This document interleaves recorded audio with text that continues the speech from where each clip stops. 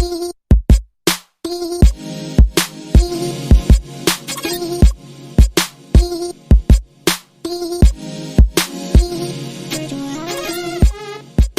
and welcome to Arena Craft, a podcast dedicated to Magic the Gathering Arena. My name is Arjuna, I am your host. Thanks for joining us again, and this week we're going to dive right into Ikoria in Standard. And we're going to take a look at some decks and also just discuss a couple of key cards which are going to be really important in the metagame. And also, we're going to talk a little bit just about the broader implications of Ikoria in Magic. There's been a lot of uneasy rumblings going around with this set, so today's guest and I will get into a bit of that as well. I just wanted to thank you guys for bearing with me over this last month. It's been probably one of the busiest months of my entire adult life. Had multiple big projects that I've had to deliver on in my work life. And so it's been a little bit, I've been keeping up on the podcast, but it's been tough. So if you've noticed it coming out like a day late here or there, or just being a little rougher around the edges than it usually is, that's why. I'm committed to keeping it up, and it's just been very busy. So after April, things are going to smoothen out a little bit and hopefully should have a return to the polished and timely content that you have come to appreciate. So, and also I just wanted to remind you, we're getting close to the end of the month. I haven't been highlighting this as much because I've just been busy, but we are getting close to the end of the month, and that means as well that we're coming up on another contest giveaway. So I just wanted to remind you that you can win a drawing for a $20 gift card of your choice. Could be Magic related, could be for Amazon, could be for something else. And the way that you do this is just by following us on one of our platforms. So that could be at Arena Craft Pod on Twitter. That's also Arena Craft Podcast on YouTube, Twitch, Arena Craft Podcast. You could follow there. You can also join our Discord community, and there's always a link for that in the show notes. And finally, if you leave us an iTunes review, give you a little extra bump in the contest because those count so much. So if you've been listening to the show and you've been enjoying it and you've been a wallflower, I would just love it if you could show me your appreciation in one of those simple ways. It's a small thing to do, and it makes a big difference for me. And it's just a way that you can support the show without giving me your money or even that much of your time. So thank you. I'll be announcing the winner of that right at the beginning of May. And with that out of the way, let's get into today's show and introduce today's guest. So today I'm excited to bring back a returning guest to the show, actually a very recent previous guest, but we had such a good time chatting last time, and we had so much that we found we still had to talk about that I decided to reach back out to him to get him on the show again to talk about Ikoria with us. It is one of the great players of the game, one of the great writers of the game, Danny West. How are you doing, my friend? You flatter me. I'm doing even better now. I'm not usually invited back most places. This is such an honor. You caught such a fine groove the last time. We just, we had to just come to revisit that. I'm happy to be back. I felt like I needed someone whose the breadth of their opinions could match the breadth of this set. You know what I'm saying? I don't know if I can't. I'll do my best.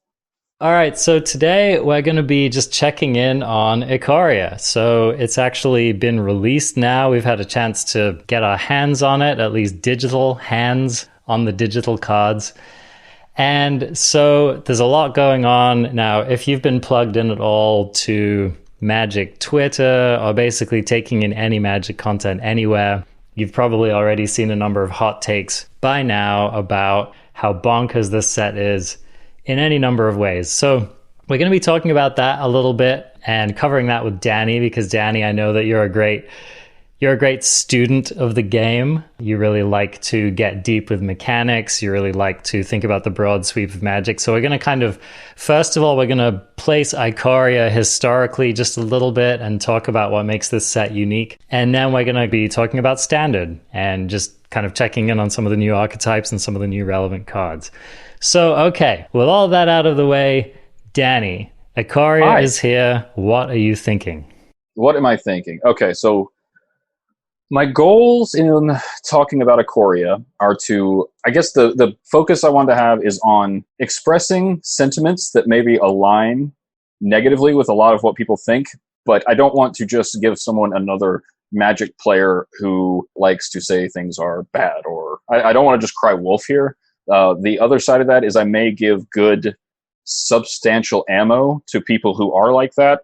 So if they listen to this and hear why I think some of these things, I'm afraid their reasoning may be a little better in the future. So watch out if you suddenly see Ikoria haters having a lot better reasoned arguments on why this it might be an issue. Because I'm gonna try to uplift that contingent a little bit without just diving into the muck and getting angry or whatever, because that seems kind of silly. Just upgrading the ammunition here. Sounds good. Yeah, I'll mutate it a bit. Okay, so I think one of the biggest concerns I have with Ikoria as a product, as a Magic set, as something that is released with the idea that it will serve some purpose now and serve some incidental purpose later. That's what Magic sets do. They come out, we get excited about them, we play with them for a few years, they go away, we see them in passing when we're going through boxes or playing some other format, whatever. Ikoria has such an overabundance of both creative things, I guess they're creative, and mechanical space that is so crowded. Mutate is an exceptionally hard to grasp at first mechanic, even for veteran players. I think that's shown. A lot of people seem fairly at odds with the promotional materials involving the Godzilla stuff. I'm very sympathetic to that.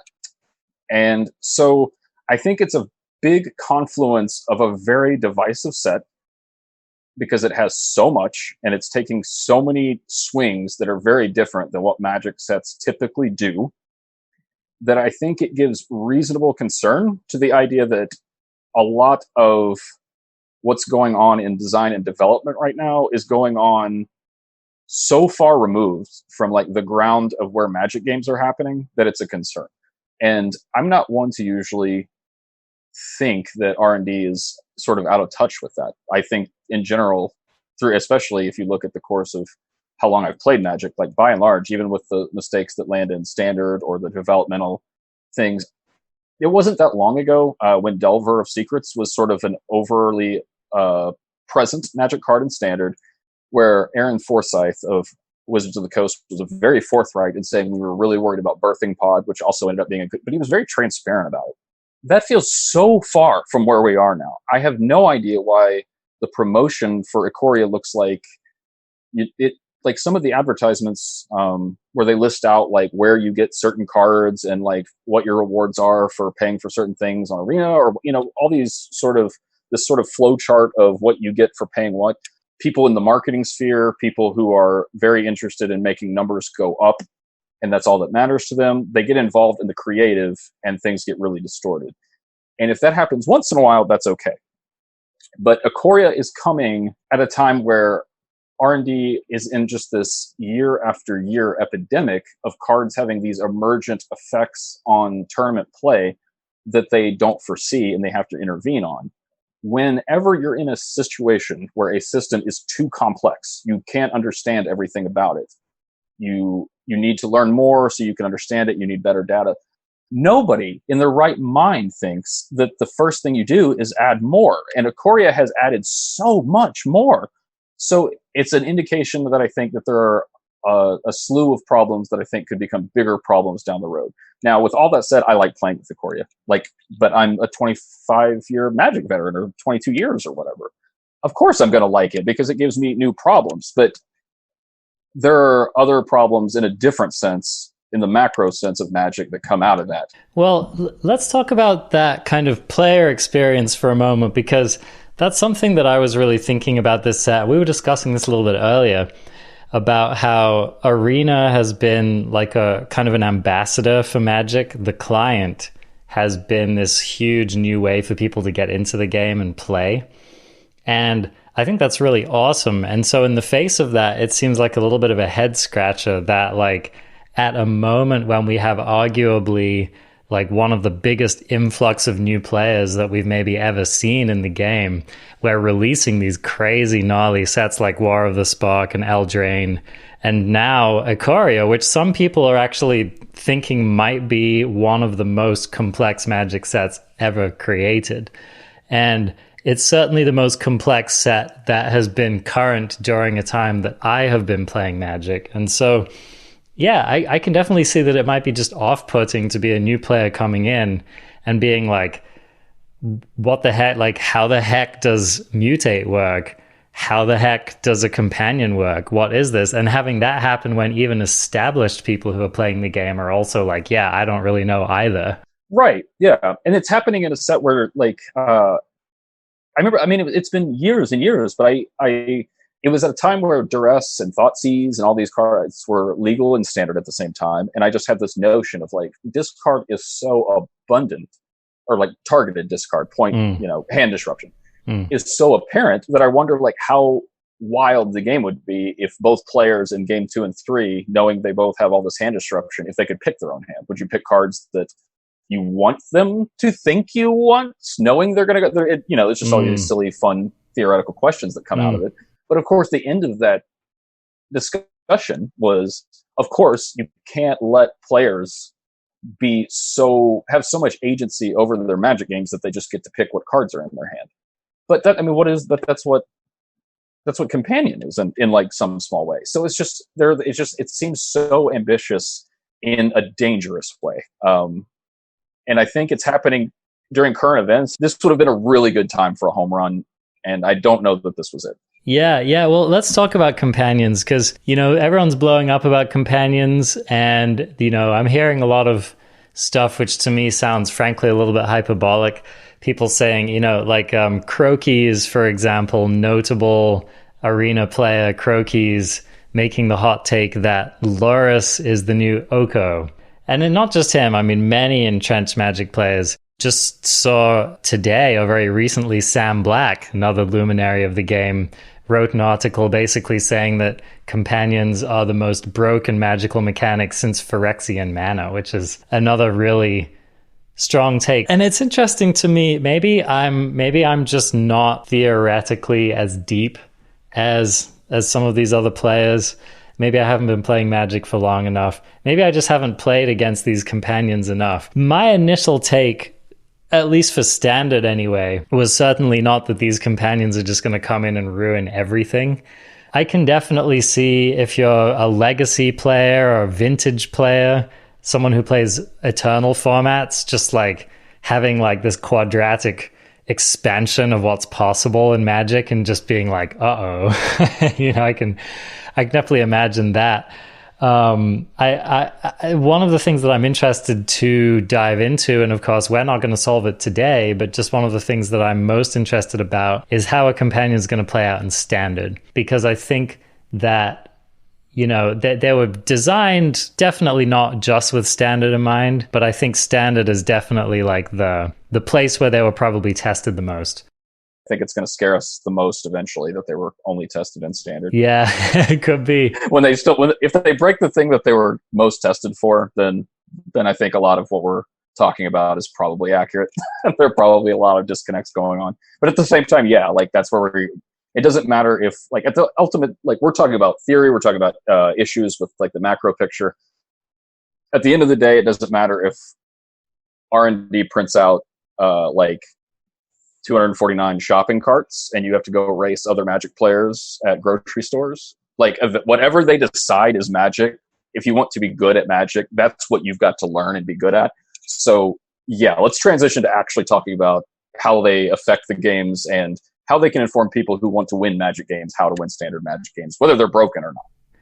Right. Well, this is what I'm thinking. It's like, I look at these, and one of the things that I wonder is, are companions the new planeswalkers, right? Okay. So I think when planeswalkers were introduced to the game, there was a lot of this similar hyperbole, like, this is broken, these cards are more powerful than any cards have ever been, this is going to change the face of Magic, is it going to be for the better or for the worse?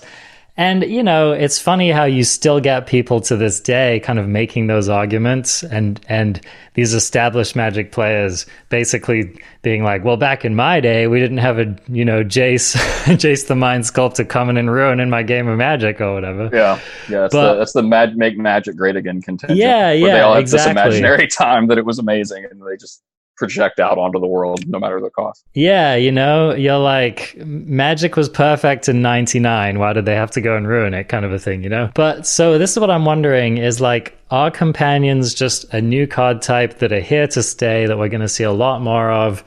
And here's the thing about Planeswalkers, you do see them in a lot of decks, right? Like if you sit down, you take apart the average Magic deck these days, it's probably more likely to have a Planeswalker, one or more Planeswalkers in it than not. However, there are plenty of decks and archetypes that don't have room for them and that don't benefit from them. And so I'm kind of wondering if that's the new positioning. Like if we're going to start to see commanders in each set being definitely among the most powerful cards in the set, among the most defining cards in the set, cards which, you know, every deck running those colors has to consider whether they're going to play one or not. Like, what do you think about that comparison? I think the comparison is appropriate in terms of sort of trying to understand the history of how people respond to, how invested players respond to like new ideas and things like that. And most of the time, I think it's overblown. In this case, I think it's a little closer than I'm comfortable with. And the reason being is that Planeswalkers, in their initial iteration, as uncomfortable as people were with them, they really they were so few and they slotted so automatically, and they just couldn't have gotten what they wanted to do better. I think that's where the comparison breaks down, because I think these are cards that I think when you +2 Jace Beleren and then Wrath and then see the impact that it has on a game, your brain grows a little bit. Whenever you start with a card in your hand each game, and if it's provable that just having access, and that's what we do, honestly, in the modern Magic age, like R&D takes months, year to get something out, and then we break it as a giant, like an ant colony as fast as, so I mean, that's going to happen. We're going to find out, if we don't already, which one of these things is the absolute best card to start with. What is the all-time Black Lotus of this format state that we stand in now? And people are already working on that, and they're going to solve that. And I think that experiential quality, the fact that it's going to be so much of a different experience before our first interaction with Planeswalkers, I think ultimately this is going to be a lot more problematic. And whether or not they would continue with this later, I don't know. I would presume this would be like a now and again thing, like I don't know, like vehicles or something. I don't know. I don't know what their thinking is with it, this, beyond just make standard more commander-like or whatever, which is another mistake. And so I think these are going to do poorly enough that I hope it's a little bit of a wake-up call, that not everything new that people are uncomfortable with is bad, but at the same time, whenever you just had Oko, or like you haven't earned the benefit of the doubt lately, like you need to rein those systems in. You don't, we did Smuggler's Cop. Like, if you think of like the main innovations the last several years, last several standard seasons, there are just this trademark of every single new mechanical weird attempt at new Magic, whether it's energy or in Aetherworks Marvel, or it's vehicles with Smuggler's Copter. And even on back to like Affinity, Umezawa's G, there are so many cards that as soon as they take up this is going to be a new way we play Magic, that brand new thing has to go against 25 years, hopefully, of learned lessons that it's not scrutiny to. So they don't know what they're doing with it. And then, so I think that's probably going to be more of this. Yeah.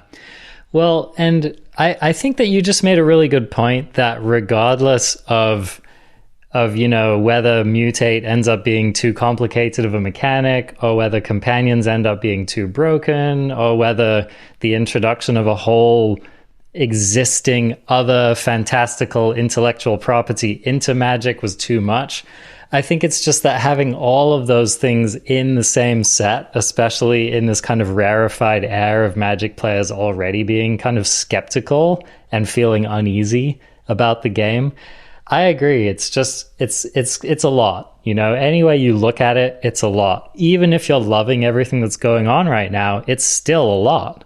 You know, it's like you look at these spoilers and it's overwhelming. It's like I feel like the amount of like sensory input from this set is is like borderlining on too much, you know? And see, if you are in the building and you're being introspective, if you're a part of, if something inside you, inside your brain or your experience or your creative instinct, if you're Mark Rosewater and you are looking to continue to like make things go a better direction, and you'll see this and you'll go, wow, we couldn't have obviously foreseen the world events that are happening, but like you have to be aware that some of these mistakes, this overwrought set with all this stuff and all these words and all these new ways of like whatever, we're at a time where people's brains want less. Like, this doesn't make me want to turn off the news and play Magic. Like, it makes me want to not read anything that just overrides my brain. I'd rather play like Tetris or something. You know what I mean? Like,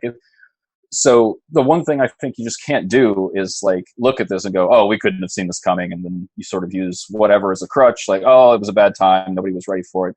And so I just really hope that some of the lessons, I hope this is like the intervention U-turn moment, because I really have given a lot of benefit of the doubt to Renton over the years, but this set really concerns me, and I'm not one to be concerned about these things. So take that as you will, but I don't know. At the end of the day, we've got to play Magic at some point. So I don't know. Tell me how to win at Magic cards.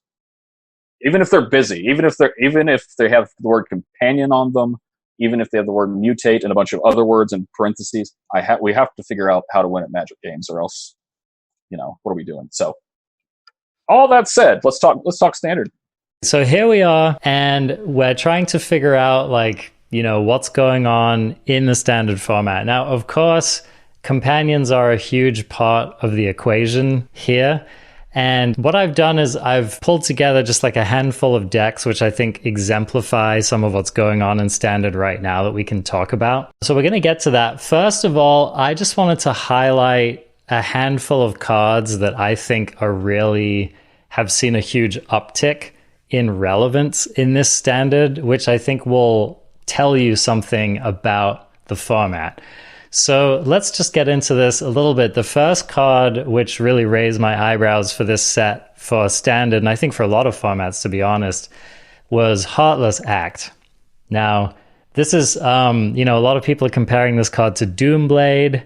It's definitely has taken the slot as like the modern, inexpensive, mostly unconditional black removal spell. And it's been a little while since we've had one of these. I guess the last one was Cast Down. That's it. So Heartless Act, let's just read this card. It's 1 and a black, instant, and it's destroy target creature with no counters on it, or remove 3 counters from, is it a permanent? It's creature. It's my favorite thing about this card, is talking about why is it only creature. Like, okay, anyway, so there you continue. go. So it's only creatures. I still took us into design shit. Yeah, you know, wouldn't it be cool? Wouldn't it be cool if this card could finish off a Planeswalker? That would be amazing. Yeah, I'm interested in like whether we're going to see an uptick in controlling strategies in standard, you know, as a result of this card being printed. Like, do you think that we're going to see kind of more of these black decks running removal such as this, maybe running like Hand Disruption, like Agonizing Remorse, and trying to get there that way? Well, a lot of what's going to happen is going to be the fallout from whatever top-down sort of deck building people feel like they can get away with some of these companion cards. Like, you have to ask yourself sort of, what is the deck building cost of a card that I just have access to all the time? And so much of that is nothing or close to nothing. It's sort of incidental. It's like a why not thing. So it asks for such a low cost in deck building, and the cards are going to be so generally powerful that I think you're going to have to like rely on disruption, like the is it Agonizing Demise, the 2-mana Thoughtseize card? Yeah, the Agonizing Remorse. Yeah, Agonizing Remorse. So you're going to have a prevalence of those cards just because you're going to need all the removal you can if we get to this inbred metagame where people have found the best, couple companions, and you have to have whatever the removal spell du jour is to deal with them on site so that you can stick yours or whatever. So I think it's like those control aspects, when people have access to a card basically one time whenever they want it, is going to be a much bigger effect that people are going to need access to in this world. Yeah, I agree. I think we're going to see a lot of these in sideboards. I think it's going to be a main deck inclusion in a lot of places. One of the things that interests me is that now we're going to see this tension, I think. So in the previous format, people might have brought in a card like Murderous Rider, for example. Just because it's a very versatile answer to a lot of different problems in the format. So Heartless Act might actually be vying for that same slot, and one of the challenges of it is that because it cannot hit planeswalkers, you end up with this tension, right?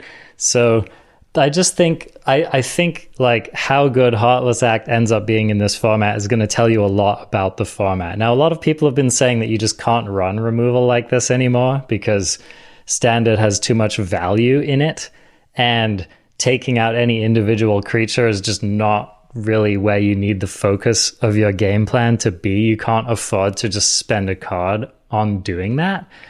But I just look at a card like Heartless Act and it just looks so powerful to me. It's like, it's like if they reprinted Fatal Push, would you really not play that in Standard? And yeah, right. And I'm not saying that Heartless Act is as good as Fatal Push, but it's just like it asks that question to me. I just think it has we're a couple people are just, I think, missing I think that's a little reductionist. Like when you talk about the value oriented folks in general, as a general rule, yeah, like if everybody's playing Eternal Witnesses, then yeah, your cast down or whatever it's ridiculous. Like you can't play Magic that way. However, it's also not what the world we're looking at right now isn't the status quo. This is a brand new mechanic with brand new implications. And I think it's a mechanic that encourages wanting to get shit off the field as much as possible. Because if you can stick your quote unquote companion, whatever Lin Civi is going to end up being in this mess, then it's the only thing you have to do strategically is to make sure that they don't have theirs. So if we devolve into that, which I hope we don't, but if you're a competitive player, be willing to play spells that 80% of the time or over the last 80% of the time over the last several years, you wouldn't play it. But I mean, look at Priest of Forgotten Gods. There are all kinds of cards where this is 100% a real Magic card to have in your hand. Oh yeah. I mean, exactly. And even cards from, the previous format, which is still very strong, like Mayhem Devil, right? It's like, you need to get that thing off the board, man. And if Heartless Act is the way that you do it, let's look at Loris of the Dream Den, right? Perfect example. That's a creature where you just cannot afford to let your opponent keep that on the board. And so maybe you decide, all right, even though I'm essentially going down a card to kill that, that's just a trade that I need to make. Right. And the thing is if you can get a reasonable effect that can reliably sort of serve you in that way, then that's fine. Then yeah, you'd rather play the value thing than the card that's just answers something and then you've both, mulled the 6 or however the tempo plays out. But that's not all the time. And this may be one of those cases where it's just that's not all the time. Sometimes you're maybe you don't have access to the Ravenous Chupacabra you want. Or maybe Chupacabra costs 4 at sorcery speed, and that's not how you need to beat the mirror because you're playing the solve deck everybody else is playing. There's a lot more nuance than just saying, oh, people play value creatures, you can't play this shit anymore. That's not useful information. Yeah, I agree. All right, cool. So now let's move on to our next card here, which is Grafdigger's Cage. Now, this card has actually emerged as being a surprisingly relevant card in the face of a number of other cards which are currently popular in the format. So let's read what this one does. It's an artifact. It costs 1 generic mana. And it has 2 simple but beautiful lines of text on it. It says, creature cards can't enter the battlefield from graveyards or libraries, and players can't cast cards in graveyards or libraries.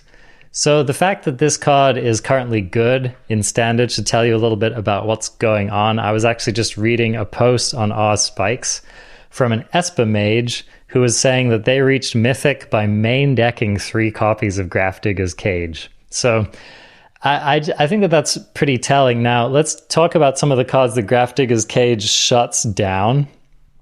Among other juicy morsels, Grafdigger's Cage hits a number of companions. It hits Lurrus. So Lurrus can no longer cast things from your graveyard if you have Grafdigger's Cage out. It also hits Garuda. Garuda can no longer do its crazy shenanigans of returning stuff from the graveyard to the battlefield, which is basically the only way that you win in a Garuda deck. This also shuts down Winota, believe it or not. We're going to talk about her a little bit later on, but Winota basically yanks humans from your deck and puts them onto the battlefield attacking. This card actually shuts Winota down as well. And then it also just shuts down all of your escape shenanigans. So we've got Oro, the Titans, both the Titans, Oro, shuts down Croxa, and it also shuts down the cat, right? So you can't do the cat oven thing anymore. It's just like, what doesn't this thing do? I mean, I love it, So anyway, yeah, Grafdigger's Cage, awesome card. Definitely a good idea to have in your sideboard. If not, just jamming them in your main deck. Another card which I think is going to fulfill that same category here is Mystical Dispute. Now, this isn't a new card, and neither is Grafdigger's Cage actually, but we hadn't seen much of it in a while. But Mystical Dispute, just this good old 2 and a blue, and it's a counter target spell unless its controller pays 3, and if it's a blue spell, you can cast it for just a single blue. So why is this card so good right now? Well, I think, a lot of the reason is just that you have a lot of people trying to cast these greedy blue spells right now. So let's talk about some of the things that gets hit by Mystical Dispute. Again, Garuda, 6 mana companion. Someone's going to tap out for it and try to slam it as soon as they possibly can. Mystical Dispute's just going to counter that for the shocking price of 1 blue mana. So that seems like a pretty good deal to me.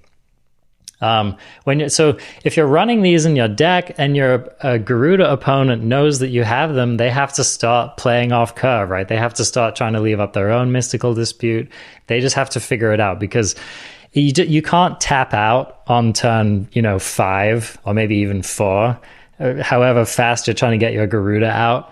You cannot tap out and have your opponent be able to leave up Mystical Dispute. It's just too big of a tempo loss. Other notable cards that get hit by Mystical Dispute, especially in this new set, we've got Nos at 4, gets hit by it. A lot of the ultimatums get hit by it.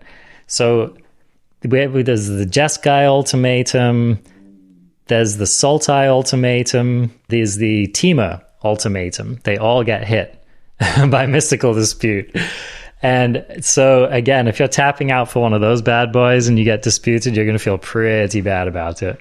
Dude, I don't care what this set contains. It can have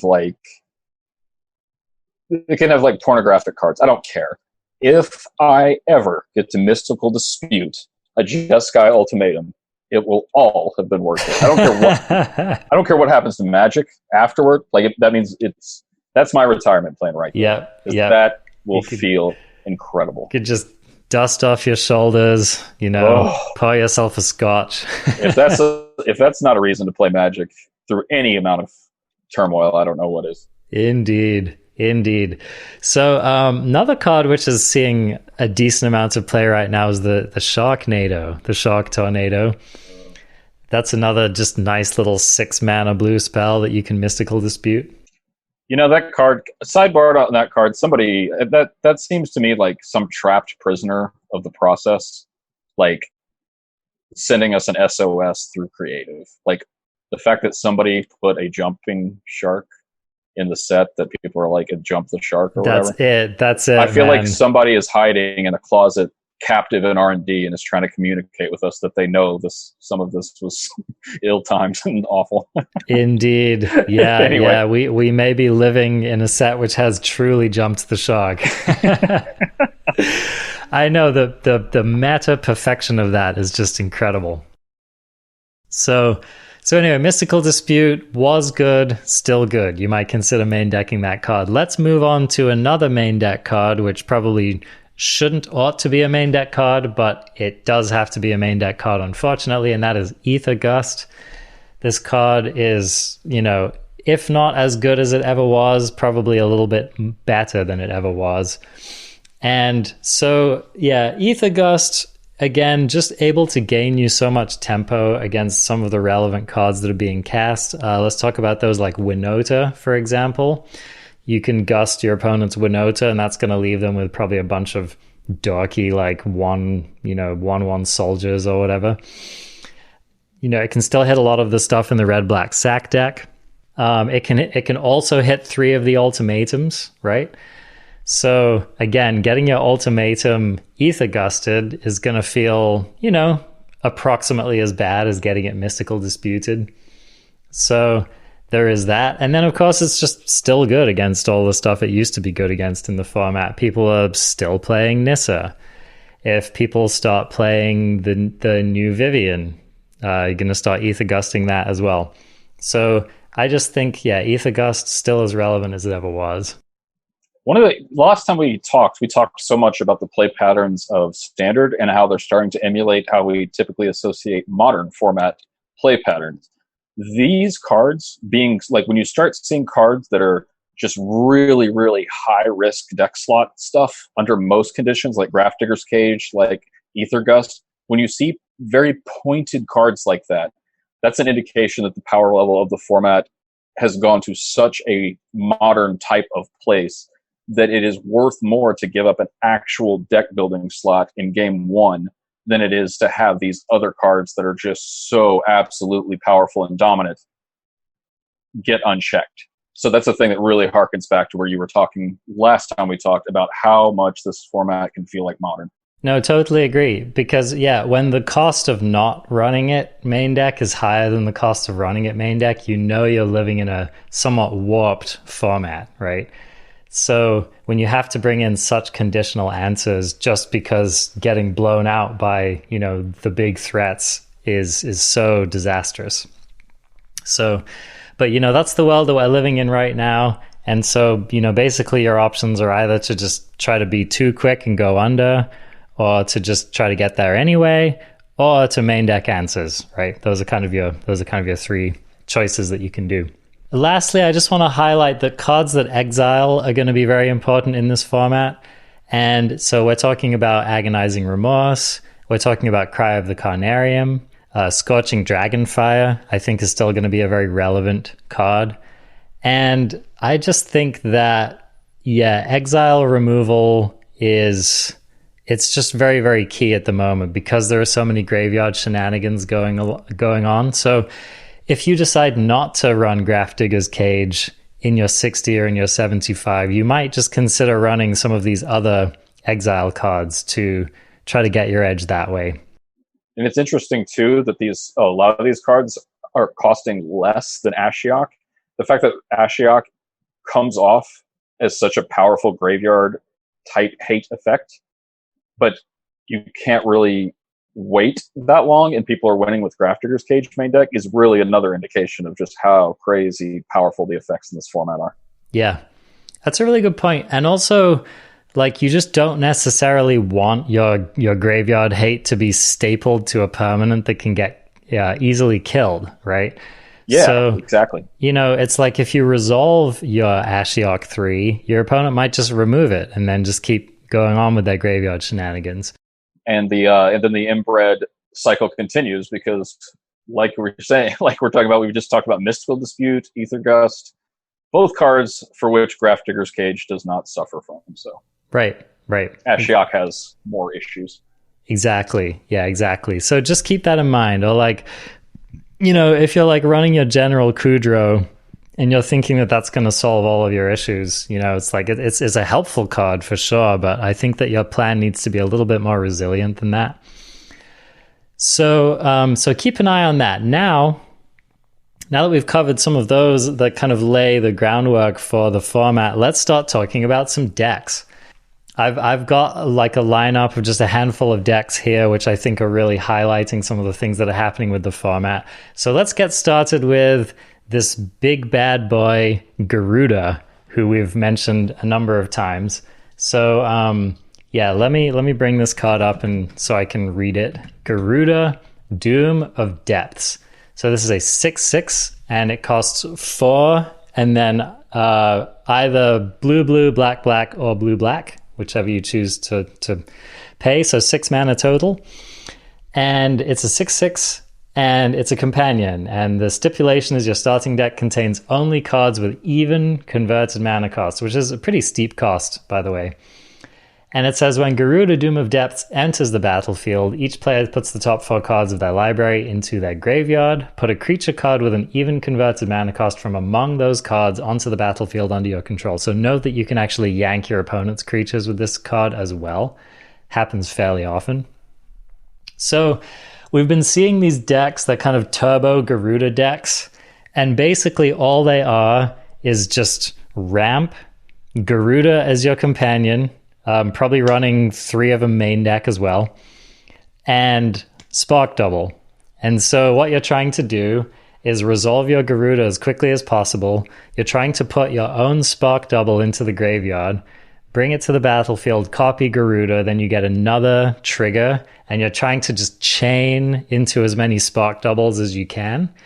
And then these decks will also run, your choice of other kind of enter the battlefield cards. Maybe you try some Agents of Treachery, or maybe you try Brood Moth, right, to protect your big board that you've generated.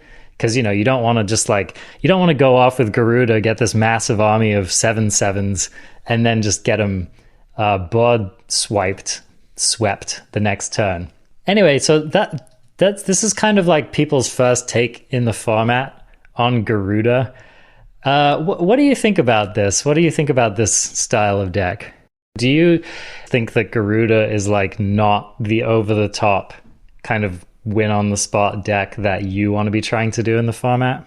This is the best. This is probably as close as I've seen in a format where you can play like stuff like Niv Mizzet Reborn. Like I struggle to think like it's like the crazy top end of what's possible, but that's a different discussion, I think. I mean, like if you want, the more useful discussions for grinders, I'm sure, like, I don't know, I'm sure that like you can't do wrong with some of these, like really like the black-white companion. It's like, I mean, these cards are going to be insane, and these things people are doing with them are insane, but I would want to go bigger. And so this is a good place to start, I think. But if I'm going down this road, if I want to be playing just absolute madness in a format like this, which you don't get to do all the time, this is a good place to start, but I think I would want to be more ambitious. Yeah, I agree. So, it's like I'm looking down this deck list. So this is Yeoman 5's build. He made a Garuda Bant Ramp build. His deck is running, let's just go down the list of payoffs that he's running, because his deck's basically, he's got his 1 Garuda companion, he's got the other 3 in the deck. He's running 4 Thassa, 4 Spark Double, 4 God Mage, Elite God Mage, 4 Charming Prince.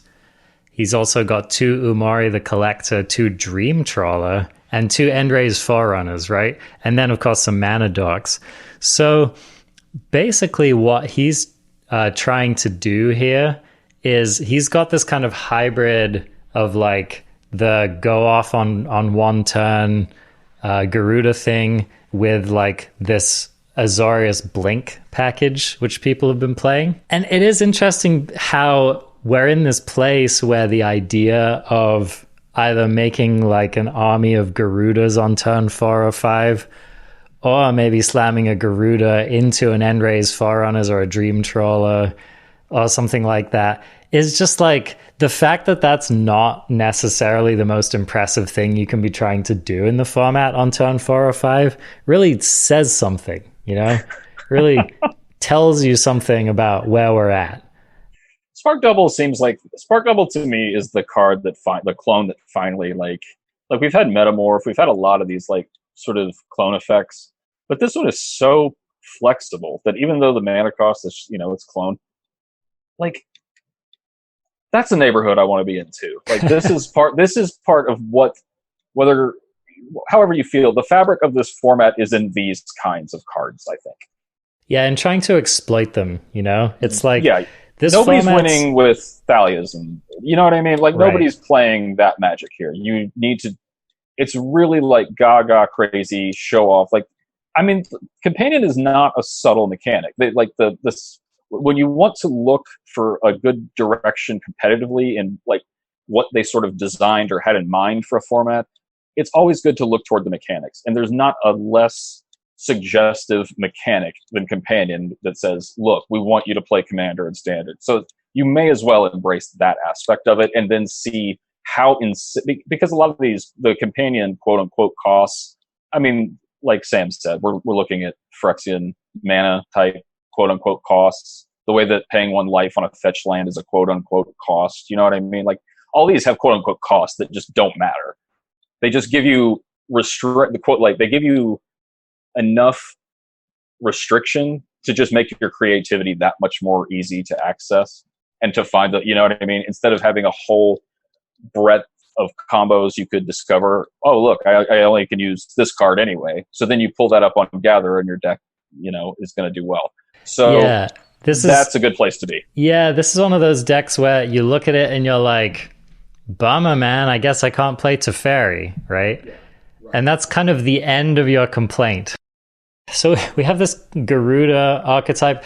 Let's look at Karuga the Macro Sage. This is another companion which has been in kind of an easy slot in right into the format. So Karuda's a 5/4, 3 generic mana, and 2 Simic. So either green, blue, or blue, 5 CMC total. So Karuga says Companion, your starting deck contains only cards with converted mana cost 3 or greater and land cards. When Karuga the Macro Sage enters the battlefield, draw a card for each other permanent you control with converted mana cost 3 or greater. So some of the more competitive among us, perhaps I could say some of the less creative among us, have decided to just jam this with the existing Jeskai Fires decks in Standard, which is a totally relevant thing that you can do. I mean, this card is very good. That deck is very good. In some ways, there's no reason not to try it, right? So that's kind of a relatively normal thing that we've seen people doing with Karuga. Now, I think that that's hardly the limit on what Karuga could accomplish in this format. I think that there's a lot of unexplored design space. Fires really is one of the main ways to get around that stipulation, right? So what this is saying is, no, you're not going to be ramping on turns 1 through 3, but after that, you're just going to be slamming haymaker after haymaker after haymaker, you know, 2 a turn, basically, for the rest of the game. And so, you know, the idea of this deck is basically to just try to control the board a little bit in the early turns by casting Deafening Clarion, by casting Brazen Borrower, Bone Crusher Giant. These are all cards that you can actually play in this deck, believe it or not. And then, you know, once your Fires comes down, then, you know, you're kind of off to the races there. And anytime you're running out of gas or you need an extra big threat on the board, you can just slam down your Karuga, which incidentally, you know, like even if you don't have the blue mana to cast it, you can just still jam it if you have a Fires out. Yeah, that I wanted to highlight too when you were talking about the creatures. It's so like you exploiting the adventure synergy because you're allowed to play cards whose adventures are whatever cost you want. That's a great that's such a great deck building subversion. Like, that's a great way to cut around corners where R&D obviously like wanted you to mess with, but to push it and get as much out of it as you can. That's a great way to look for places to gain edges in deck building. Totally. No, I totally agree. Now, one of the things that interested me I'm looking at this, and by the way, I'm referencing Covert Go Blue's article here. I'm going to put a link to that in the show notes. Covert Go Blue, friend of the podcast, excellent. Cool stuff. Yep, a Cool Stuff Inc. writer, and just good guy all around. We're colleagues, in fact. How about that? So he picked out this Matthew Fuchs Karuga Jeskai Fires deck. And I think that this deck's kind of interesting because it is a bit of a different take So let's look at what's happening in here. He's this deck's running 2 Brazen Borrower, 2 Kenrith, 4 Bone Crusher Giant, 4 Cavalier of Flame, 4 Sphinx of Foresight. So that's the creature package. Notably, no Blue Cavaliers, no Dream Trawlers, none of that kind of business. So this is, as far as the creature package is concerned, I consider this to be like a fairly toned down version. Like it's fairly lean on the threats as far as these decks are usually concerned. And in the place of some threats, it's running 2 Narset of the Ancient Ways. This is the new Jeskai Planeswalker that we've got in this set. And I just think that this is really interesting. So I'm going to read this card for you. Narset of the Ancient Way. 1 blue, red, white. So 4 CMC total. This is a 4 loyalty Planeswalker. And when it comes down, you can +1 it.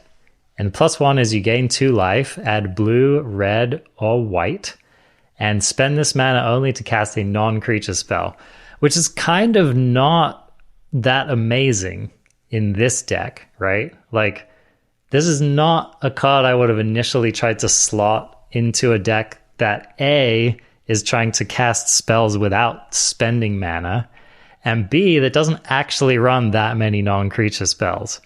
So +1's not amazing, but I think the reason this is in the deck is for the -2 ability. So the -2 is draw a card, then you may discard a card.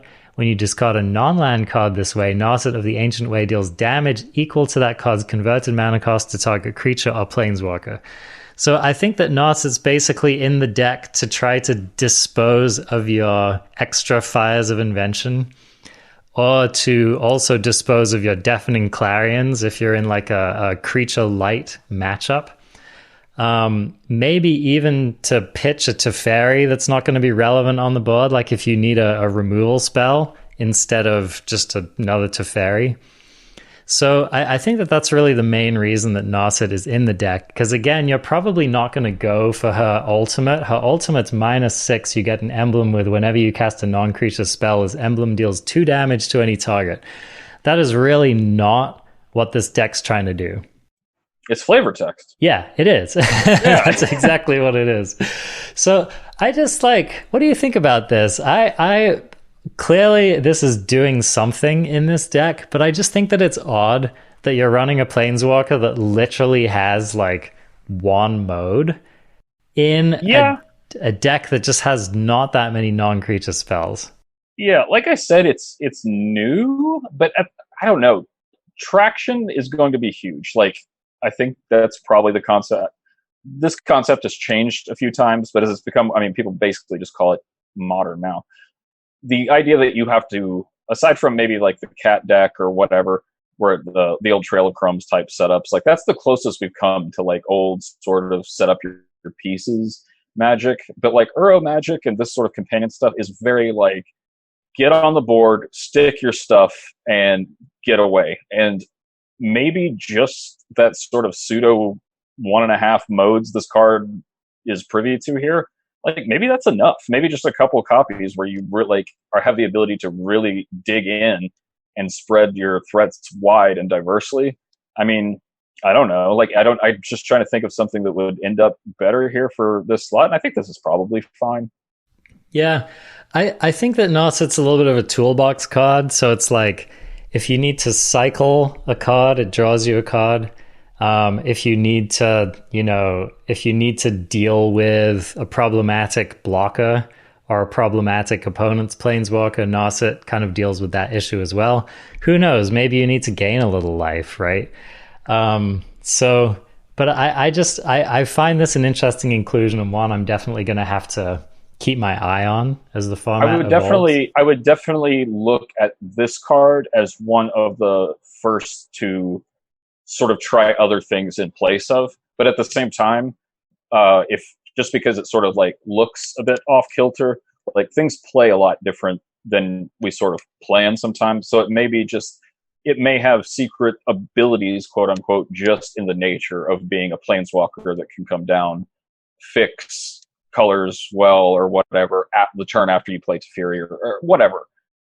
So don't think you have to get rid of it just because it sort of looks awkward, but definitely put it on the bench if you have other ideas first. Yeah, it's a flex spot in the deck, I would say, for sure. All right, now let's talk about one of the other main players in this format right now, which is the Lurrus Companion. So this is a cat nightmare, and judging from the outcry in the Magic community, it does seem to be kind of a nightmare in general at the moment. So I'll read this one off. So this costs 1 Orzhov. So 1 and then either white, black, or black. 3 mana total. So this is a companion. Each permanent card in your starting deck has converted mana cost 2 or less, which admittedly is a pretty big stipulation, right? Let's just stop and appreciate the fact that this is basically preventing you from playing anything in your deck that costs 3 CMC or greater unless that thing is specifically an instant or a sorcery card. This also has lifelink. It's a 3/2, by the way. And during each of your turns, you may cast 1 permanent spell. So it has to be a spell. You can't like replay, Fabled Passage or something. During each of your turns, you may cast 1 permanent spell with converted mana cost 2 or less from your graveyard. I think that this might be one of those cards that R&D thought, well, the stipulation is strong enough that, we can just go ahead and print this and it'll be fine in standard at least, right? And, immediately the hive mind has gotten to work on trying to bust this card. And so the aforementioned Croakies put together a version of this deck, which is basically, it's reminiscent of the Rakdos sack decks of recent, but it does have a few twists on it. So and some new cards in it, which is cool. So let's look at what this deck is. It's running Lurrus as the companion, and that's the only copy, by the way, not running any Lurrus in the main deck. And then the deck is 4 Cauldron Familiar, 4 Dreadhorde Butcher, 4 Kroxa Titan of Death's Hunger, 4 Priest of the Forgotten Gods, 4 Rix Mardi Reveler, which is a card we haven't seen much of in Standard lately, 4 Serrated Scorpion, this is one of the new cards, 4 Whisper Squad, another one of the new cards. And then sorceries, it's got Call of the Death Dweller, which is a new bring stuff back from the graveyard, Claim the Firstborn, which we're all familiar with intimately. It's running a Maya's Grasp as like the only just dedicated removal spell, 1 copy in the deck, and it's also got 4 Witch's Oven. So this is kind of as I read down this list, this reads like an interesting combination of a couple of different rack-sack archetypes that we've seen. I think, Dreadhorde Butcher is an interesting inclusion as a card which looks like a fairly aggressive card, but which can also give you value when it dies. But this is also running Kroxa, Titan of Death's Hunger, which is a bit of a slower, a little bit more of a controlling card. And, Priest of the Forgotten Gods is obviously like a kind of a slow, grindy, value-based card. So I don't know. This is an interesting brew to me. Now, this is an event-winning deck, and it's also been piloted to number 1 on the ladder by Croakies. So clearly, this deck is capable of hauling some freight. What are you thinking about when you look at this deck?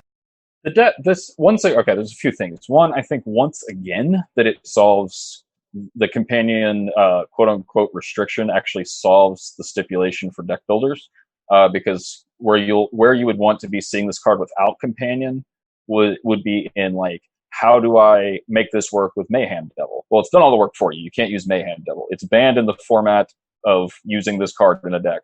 So then you get all those restrictions. You look at your Rakdos Sacrifice deck or whatever, and it basically self-builds, and then you have a few slots. This is why we're seeing Rix Mardi Reveler, because costs 2. And so you get this sort of auto-build thing.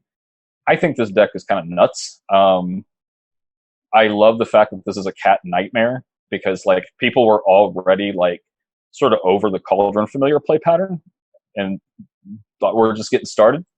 So there's that. The biggest thing I'd be interested in, and this, I have nothing on, I have no data on this, okay? This is purely intuition. But it's intuition over a long period of magicking. So Dreadhorde Butcher, like you said, really interesting card selection. I'd be really interested to have Stormfist Crusader get a shot in that slot, I think that's going to give you more velocity, a faster clock. You're not worried about the life loss because, I mean, this deck has Lifelink and the Cat and Witch's Oven and all this stuff. So I would be really interested if Kuroki's messed around with Stormfist Crusader, what his experience was like. Maybe just that haste is hauling more work than I think it is with the companion, with Luris's ability. So, but I would at least be interested to suggest and/or hear from people who tried that out. Yeah, that's I'm sure a card that he considered, and definitely a card worth considering in the archetype. I wonder if he decided that he likes the explosiveness of the Butcher more. Maybe he's a bit more in on the sacrifice plan than on like the long. Yeah, absolutely, yeah. And it could be that he just feels like Loris is his card advantage engine, and maybe Kroxa is his card advantage engine, and he doesn't need to do more than that. Yeah, but with the haste, you get, that's the thing is, like with Dreadhorde Butcher, with the haste, there's no foreplay. You're going to put this like ping clock on them that they have no answers to, which is all these like aristocrats sacrifice that's all these things want to do anyway. So that definitely leads into it. But it's definitely I would consider it as a sideboard inclusion, because that's a lot of velocity in a card that basically just gets to exist for free in this deck. No, I totally agree, and definitely a card I would consider as well. One of the cards that was an eyebrow raiser for me in looking at this list was Whisper Squad.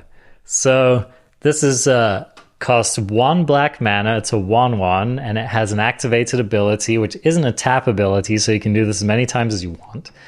You can pay 1 and a black and search your library for a card named Whisper Squad, put it onto the battlefield tapped, then shuffle your library. I mean, when I first looked at this card, I was like, this is just unmitigated garbage. Like, how could a card like this possibly see play in Standard? But I think if there's one thing that design has told me, especially recent design, it's like, we can see the sloth in Standard, you know? I mean, there are so many cards I never would have thought that I'd end up playing against, that here we are, right? And so now apparently, you know, this isn't unprecedented in Magic. Apparently there have been other cards like this in the past. You got your Squadron Hawks, etc. But I don't know, I'm still struggling with this one. It seems too tempo negative to me. It seems too low impact. What do you think about this card? I think it's going to have niche uses again, but I do think it's a byproduct of the companion restriction. This is like very obviously one of those slots that if the deck could do whatever it wanted and play with whatever, it would play with something, I think, more interesting. But in terms of just like being a body to die and to replace itself, I don't know. Like, it definitely has. It's got niche, you know. It's got some niche. I don't know if it's enough. It's just. I think it's just the paradigm is so interesting because the card so blatantly does less than like what the average standard spell or effect or whatever you want to. Yeah, like it's obviously in that boat. But at the same time, if you have your slots just packed to the brim with power elsewhere, and this thing will hold its weight over half the time and fits the bill, whatever. Especially since it trims your deck anyway. What else? The curve on this deck is so low by restriction that you're going to have that mana anyway. Like, I don't know, having a couple more bozos around that may be enough. You know what I mean? So. Yeah, that's a good reflection, right? Is that this is a little bit of flood protection, maybe? And yeah. I guess the idea that you could get it back from the yard with Laris and get another dude from your library in the same turn or something like that is, you know, mildly compelling. I just like... I'll tell you what, it's not great against Grafdigger's Cage. Yeah, it sure isn't. Watch yourselves out there. Doesn't survive the heads up against that. Yeah, just another reason to run that amazing, beautiful, wonderful card. It's doing good work. The 1-drop spots in this deck are challenging to me. Like, Serrated Scorpion is just another card where I think, is this really good enough for Standard? Maybe. I'm all about this card. I am all about this card. card. Lay it on me. What's working for you with this card? Okay, this card is, yes, on a vacuum read, it's dopery.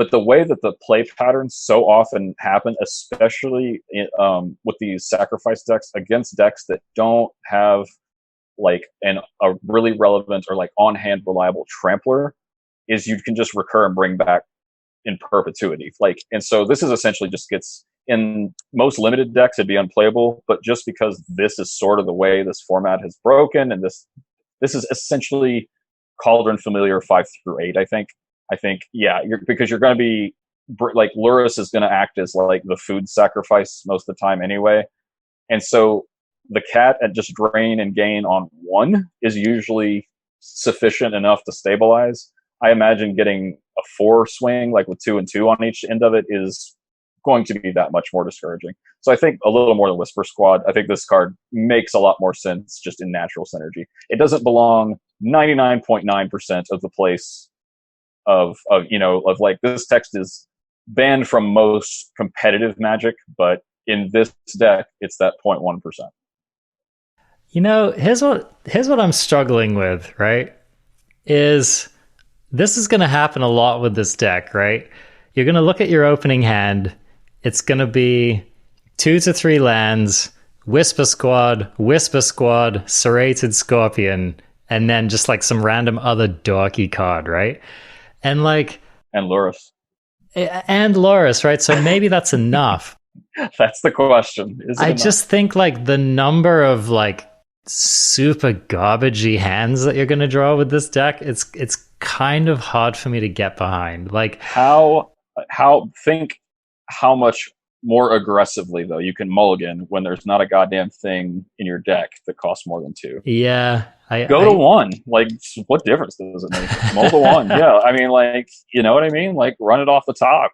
Whatever. Like, this is a deck I'm going to say, like, whether you like modern play patterns, or, that's none of my business, okay? But this is a deck that can probably mulligan, especially with a companion, unreasonably efficiently for, like, what I would think you would desire for a standard format in it with any number of sets in it. Like, this is... Yeah, man, this is a real mulligan friendly deck. And I guess Lurrus is your mulligan protection, right? So you've kind of got that going for you. So in addition to the companion ability solving your deck building woes, it also made it to where you don't have to mulligan better. Like, you can just keep mulliganing until you have real Magic cards. So companion is an ability that is way, way, way thicker than just the rules text on what that means. just the face-up value of it. Well, I'm going to have to see a little bit more of this deck. So in my first days of the ladder, I had been trying a few brews, but I also went through a period where I was feeling a bit uncreative. And so I just decided to run my old Teamer Adventures deck on the ladder. And I have to say that this Lurrus Rakdos Sacrifice deck does not have a good matchup against Teamer Adventure. So that does not surprise me. Yeah, just being able to like double up all of your stomps and being able to, oftentimes kill Lurrus on sight. Also, being able to get down like a giant, which none of their removal even remotely can touch. These can all be real death knells for this deck. But, clearly it's performing. Clearly it's good enough to hold its own in standard. So I'll be curious to see how this goes moving forward. I've seen as soon as I stop drafting, this will be the first deck I'll be working with, I think, because I'm a carryover from the sacrifice archetype, so I'm eager to see how it goes. Yeah, definitely. I mean, Lurrus was one of the cards that excited me when I looked at the spoiler for the set. I was like, I'm definitely going to be building around that. It's just a cool card. I mean, any way you look at it, it's cool. I like the flavor of it. It's clearly very powerful. A lot of people think it's too powerful, but I don't know. For the moment, for my experience of standard, I'm going to put the fun stamp on this. I think Lurrus is fun. I'm glad it's here. Here, we can... Okay, well, like, since I'm going to be on this deck, as soon as we'll do before we do another episode together, we can jam this deck some. I'll get this deck, and then you can see if you think Lurrus is fun after a while. Awesome. All right. And then we can switch, and you can play Lurrus. I'm eager to find out, man. Hey, sometimes if both players have Skull Clamp, fun magic happens. So let's see what happens. One of the cards in Standard's got to be the most powerful one, right? Oh, yeah, sure. that's just the way it has to break. And so I think that, having a card like Loris be the most powerful in Standard, I think you could have worse outcomes than that. I would rather play against Loris than Teferi. I'm just going to put that right out there. Yeah, okay, yeah. I would agree. I mean, there's more ways to kill Loris, and if you and they also I don't know, Companion. Maybe in some ways, Companion feels less bad than 2 years of Teferi play patterns. I don't know. To be determined. To be determined, right? Exactly. It's still too early, which is I'm on one the of record. My main points with all of this, right? Oh yeah, I'm always with that camp. Yeah, it's always too early. Yeah, let's wait, get data. Okay, before we go here, I just want to cover one more deck, which has been a lot of people have been playing and enjoying, which is the Winota deck. Now, Winota is another one of these kind of it's pretty much an all-in card. If you build a Winota deck, you know exactly what you're trying to do. So let's read this one. It's a 4/4. Costs 2 generic mana, a red, and a white for CMC. And it reads, whenever a non-human creature you control attacks, look at the top 6 cards of your library. You may put a human creature card from among them onto the battlefield tapped and attacking. It gains indestructible until end of turn. Put the rest of the cards on the bottom of your library in a random order. So I think this is an easy card to underestimate. It's also an easy card to mistakenly think that Winota herself has to be attacking in order for you to get the trigger, which she does not. And so this is it's not a companion, but it imposes a companion-like deck building restriction on you, which is basically that half of your deck approximately needs to be humans and the other half needs to specifically not be humans. And the other interesting thing about Winota is that I think a lot of people who look at this card don't really think about the play pattern of if I already have 3+ non-human creatures cards on the battlefield when I resolve this, it's basically you're looking at the top 18 cards of your library. So this is one of those cards which I think a lot of people probably read it initially and didn't really consider all the implications. But this is that happens a lot, doesn't it? yeah, right. I guess so, right? It comes up from time to time. This is a card. Let me ask you this: how great a sacrifice would you make? Okay, when you cast Collected Company, to be able to do it more than one time when you did it. You know what I mean? Yeah. So it's that's a lot of win the game implication. So as soon as you can frame it in a reasonable way, that's okay, this card, I understand, I'm asking a lot of you, I'm giving you a lot of signals that's making you think based on previous Magic experience, that whatever. But the truth is, if you get to do what you're trying to do, and the cost of doing it, because the cards are so good on their own, actually isn't as high as Winota implies it is.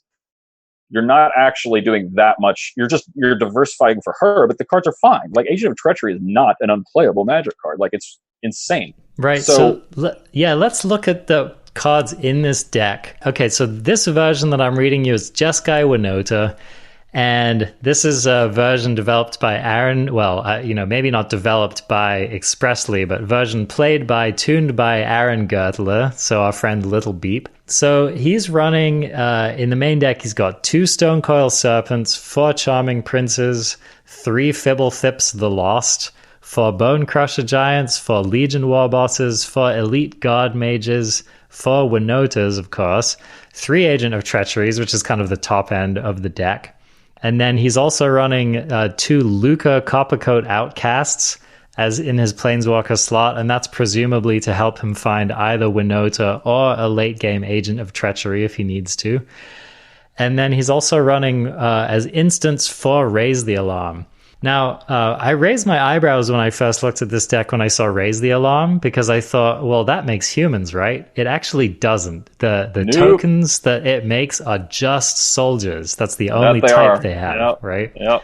So despite the fact that we all know they're humans and that the card even depicts 2 freaking humans, they are not actually humans, which is a bit of a flavor fail, but It's a bit of an Ikoria. That's a very Ikoria level like development. Like, I'd be so glad when like that's the thing. You know what I mean? Yeah. It's yeah. just like, but you're absolutely right. Like, it's a really like sort of niche, unintuitive little thing. Right, exactly. So Winota really asks you to look at all of the cards in standard and get very granular about which ones are humans and which ones aren't, which, this set in general is kind of pushing us in that humans versus non-humans direction. So the idea with this deck is something like you're going to cast one of these cheap non-human creatures, one or more of them in turns 1 through 3. Maybe you cast like a Raise the Alarm at the end of turn 3, and then on turn 4, you jam your Winota, and then you just send all of your non-humans into the red zone. And you're ideally hoping to spike 3 Agents of Treachery off of this and just utterly annihilate your opponent's plan. Steal a blocker if they have one, steal 2 of their lands, something like that. Yeah. I was going to say, for what it's worth, it is not non-land permanent. Agent of Treachery will take everything you own. Yeah, Agent of Treachery will take the only thing Agent of Treachery cannot steal from your board is a freaking emblem, right? So, I mean, it's pretty amazing to get to slam one of these on turn 4. There are definitely, so this deck has a high ceiling, right? This is a deck where you can theoretically resolve 3 Agents of Treachery on turn 4, which is nasty. But the flip side of this deck is, what if your opening hand is something like 2 Raise the Alarm, 2 Agent of Treachery, and 3 lands? You can't be running a deck that does that. So this deck definitely has a lot of consistency considerations. And I guess it's running some Fibble Thips and some Charming Princes to try to help smooth that out a little bit. Do you think that a deck that's this focused and this kind of creature combo-y can actually get there in standard? Yes, as long as it gets to do it enough times. The thing is, though, is like the big thing I worry about this deck is, although it has like all the creatures are reasonable. They're all value stuff, which is the requirement to get on the standard ride. So they have all that going for them. The thing of it is that she doesn't have companion, which grants her less restriction in a way, but because she's still being built with these restrictions and things, I'm concerned just sort of on a basic data level. If a card that is this combo centric, that's built around a card you don't always have access to, versus the companions, which you do, it really has to be something really robust to make me not have the 8th card at the beginning or whatever. So I agree. That would be my concern. Yeah, I just feel like in the games when you don't draw Winota, this is a very mediocre deck, right? Yeah, that's the huge difference between her and these other decks. It's exactly. When you don't draw, and you're always going to draw in the other cases, but not here. Exactly. And I mean, okay, it's not like ultra embarrassing. I guess you could still slam like a big Stone Coil. You could still just hard cast an Agent of Treachery. Legion Warboss is a playable Magic card, right? So I guess the only truly garbage cards in this deck in a vacuum are Raise the Alarm.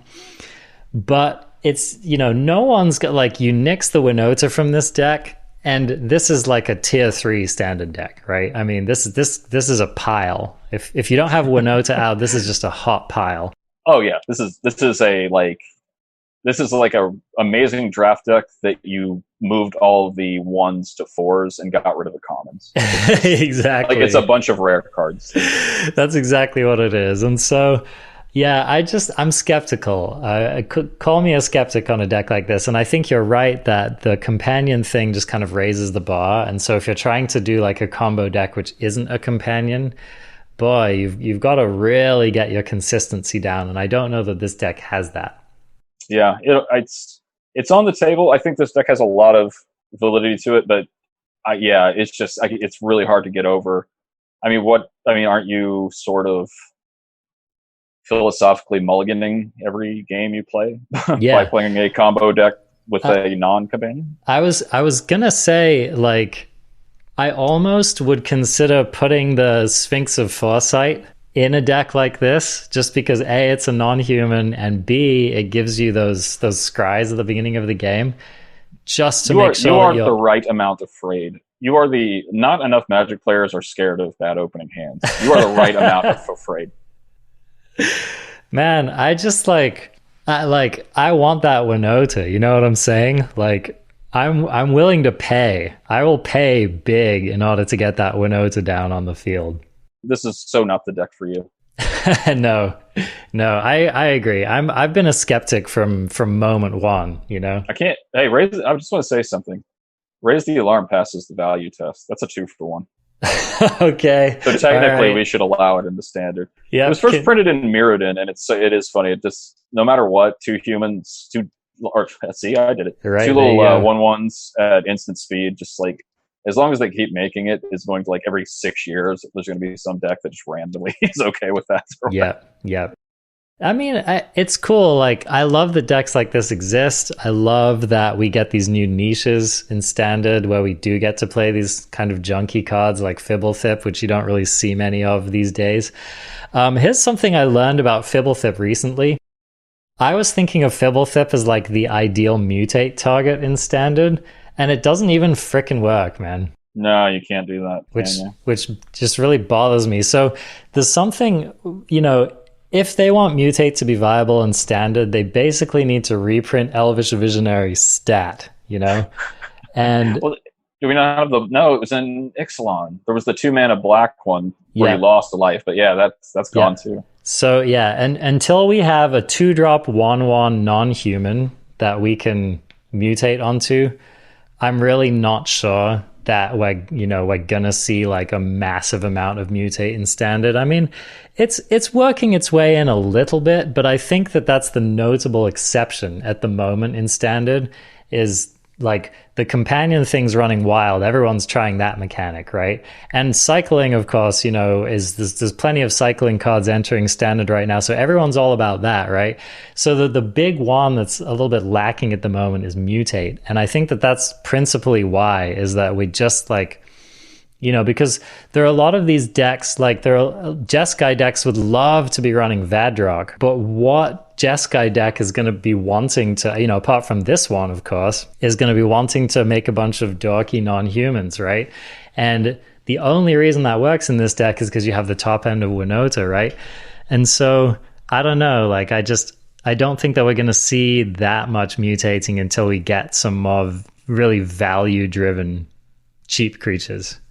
Yeah, well, like, mutate, I don't know, like, I'm actually sort of secretly celebrating, because that's one of the things that could mitigate some of the complexity, density in this format in these sets, is if mutate just doesn't show up. And that's, you know, I mean, like, in a format with this many sets, with this many cards that are just absolute through the roof, you know, like, tapping out for, like, this big sort of, like, strange chimeric effect, I don't know that I'll be interested to see how it does when the older block leaves.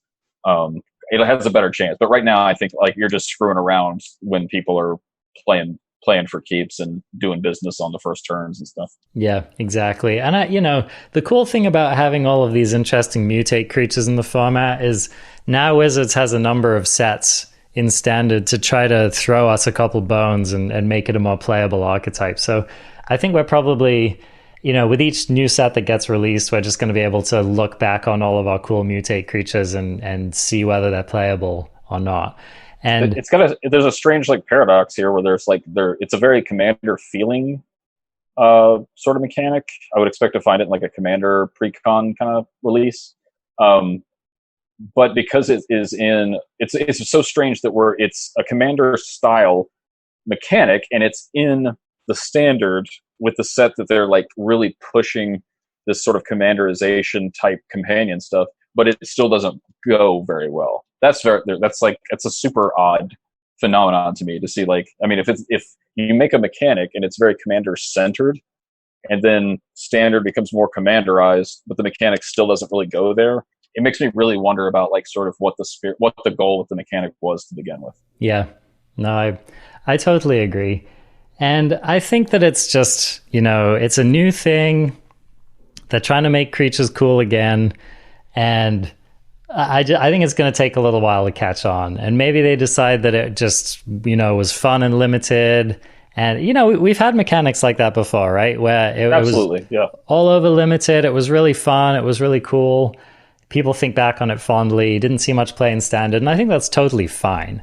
There's nothing wrong with that. But I'm not going to count it out until it's rotated, basically, because I just think it's cool that they have these top end cards like Nethroi, right? Like Brokos, stuff like this. And they're just hanging out and they're just waiting for just one good card to come along and synergize well with them, or just waiting for an archetype or for a meta to be right. Maybe even we're just waiting for a tournament to be right. And so I like having that. Like, I think that that's a value added for the format. And I think, quite frankly, if we were seeing all of these mythic mutate nightmares just dominating standard, I think it probably wouldn't be as fun. I think I agree.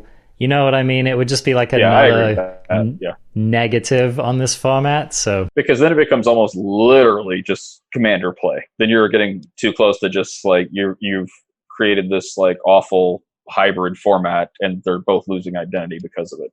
Now, like, I think companions, probably too far. A lot of people, I think so, but at the same time, like, this still has we're still playing with cards that are 2 mana that do things. You know what I mean? We're not playing really, really out there, goofy, over the top magic at every turn. So I don't know. Hold on tight, I guess. Hold on to your butts. Well, hey, thanks so much for coming on the show, Danny. It's always a pleasure talking with you. There's always a deep well of things left unsaid because, we can't spend all day and all night chatting. But thanks so much for joining us. And remind us where people can find you on the internet, Danny. Oh, I love being hard to find. But you can find me at Cool Stuff Inc., where we found some of the deck lists we talked about today. I write for them, and if you're still in the market for Magic cards, I'm associated also with the fine organizations in the Philadelphia greater area of Card Titan and Owl Central. All excellent organizations. Awesome. I don't know. All this has got me excited to actually go and play some limited. So I'm actually going to draft as soon as I get off here. So there you go. Maybe next time you come back on the show, we can have a discussion about this limited format and how wacky it is. Happy to do it. All right. Right on, Danny. Take it easy. Later, man. And that's going to do it for this week. Next week, I'm excited to bring back another popular returning guest to the show and going to be getting more into the guts of Ikoria in Standard, which I know is what many of you really want to hear about. So I'm looking forward to having that conversation as well. And in the meantime, take a look in the show notes. There's always some good information referenced there, as well as the various ways that you can follow and support the show. And again, if you follow us on Twitter, YouTube, you can like our Facebook page, which I forgot to mention earlier. Join the Discord, give us a review on iTunes, and I shall surely at some point give you a $20 reward. All right, that's going to be all for this week, and look forward to catching you again next week.